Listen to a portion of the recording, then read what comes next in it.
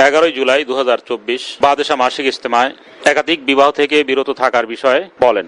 আমার ভাই, আল্লাহর কসম, আমাদের আকাবের দিনের রাস্তার উপর জুড়ে থাকা চাই, জমে থাকা চাই। আমাদের আকাবের দিনের রাস্তা থেকে যে আলেমী দিন বিচ্যুত, তিনি গুমরাহিতে লিপ্ত। কথা বুঝতেছেন প্রিয় বন্ধুরা? আফসোসের বিষয়, দিনের কথা বলার যাদের তৌফিক হচ্ছে মাঠে ময়দানে, মানুষ তাদেরকে মহব্বতের সাথে তাদের কথা শুনতেছেন, এটাকে নেয়ামত মনে করেছে।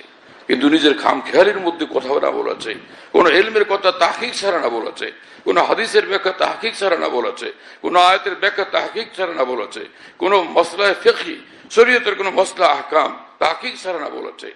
কিন্তু দুঃখের বিষয় হলো, মাঠে ময়দানে ব্যাপকভাবে কিছু আলেম ওলামা এইভাবে সে বিনা তাহকিকে একটা আয়াতের ব্যাখ্যা করে বেড়াইতেছেন, একটা হাদিসের ব্যাখ্যা করে বেড়াইতেছেন। যেমন ব্যাপকভাবে ভারত উপমহাদেশে কথা প্রচারিত হচ্ছে, ব্যাপকভাবে স্টেজ, মাঠে ময়দানে, মাহফিলে, সম্মেলনে। বিশেষভাবে আমি ভারতের বিষয়টা জানি না, বাংলাদেশে এবং পাকিস্তান এটা জোরদার, যেটা হলো একাধিক বিয়ে করা সুন্নত, 2 বিয়ে করা সুন্নত, 3 বিয়ে করা সুন্নত, 4 বিয়ে করা সুন্নত। শুনতেছেন প্রিয় বন্ধুরা? সব তাফসিরের কিতাবে এবং ফিকহে হানাফি, ফিকহে মালিকি, ফিকহে শাফি, ফিকহে হাম্বলি, সব মাযহাবের এক কথা, সেটা হলো একাধিক বিয়ে করা এটার শরীয়তে অনুমতি আছে, সুন্নত কোনো ক্রমেই নয়। কথা বুঝতেছেন প্রিয় বন্ধুরা? তাফসিরে ইবনে কাসির, তাফসিরে মাজহারি, তাফসিরে বয়ানুল কোরআন, তাফসিরে উসমানী, তাফসিরে মারিফুল কোরআন, তাফসির রুহুল মানি, সব তাফসিরের কিতাবের মধ্যে এক কথা, এবাহাত এবাহাত এবাহাত। এবাহাত মানে এটা বৈধ।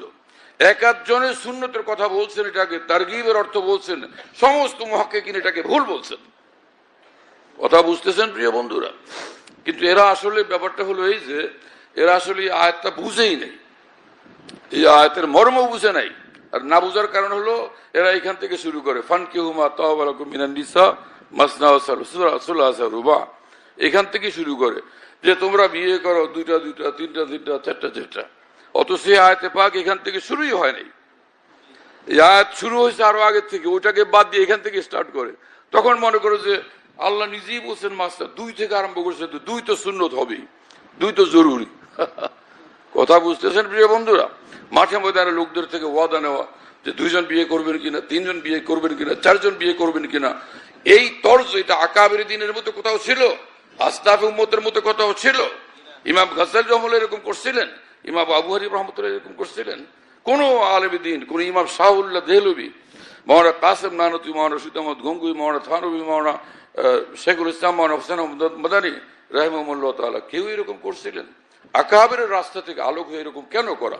হযরত হাকিম উম্মত থানভী বলেন যে মুস্তাকিল বিজাত হোতা হয়, ও মুস্তাকিল বিজাত হোতা হয়, যে নিজেকে, নিজের এলেমকে সবকিছু মনে করে সে ধ্বংস হয়ে যায়। কথা বুঝুন নাই? হানাফি মাযহাবের কথা হলো যে যদি তোমার বিয়ের জরুরত হয় একাধিক করতে পারো, শরীয়তে অনুমতি আছে, কিন্তু তার ভরণ পোষণ ঠিক মতো দেওয়া, হ্যাঁ না, এবং মহর ঠিক মতো দেওয়া, ভরণ পোষণ ঠিক মতো দেওয়া, এবং সে একাধিক স্ত্রীর মধ্যে ইনসাফ, সমতা পূর্ণভাবে রক্ষা করা, কোনো এর মধ্যে ছাড় দেওয়া যাবে না। আল্লাহ পাক বলেন ফাইন খিফতুম আল্লাহ তাআদিলু ফাওয়াহিদাতান। যে ইমাম মালিক রহমতুল্লাহ আলাইহি বলেন, আল্লাহ পাক বলছেন যদি তোমার ভয় হয় যে তুমি ইনসাফ করতে পারবা না, তাহলে একজন, শুধু একজন নিয়ে থাকো, আর এর আগে বাড়বা না।